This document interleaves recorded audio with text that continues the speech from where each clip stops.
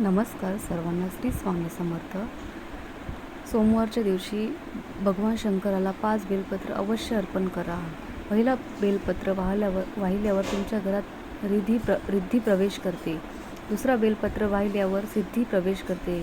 तिसरा बेलपत्र वाहिल्यावर स्वयं श्री गणेश घरात प्रवेश करतात.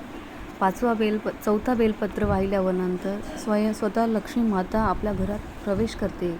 5वा बेलपत्र वाहिल्यानंतर शिव पार्वती घरात प्रवेश करतात. प्रत्येक सोमवारी 5 बेलपत्र महादेवाच्या पिंडीवर अवश्य अर्पण करावे. तुमच्या आयुष्यात नक्की कल्याण होईल. ही माहिती जर तुम्हाला आवडली असेल तर व्हिडिओला लाईक करा, शेअर करा, सबस्क्राईब करा. श्री स्वामी समर्थ.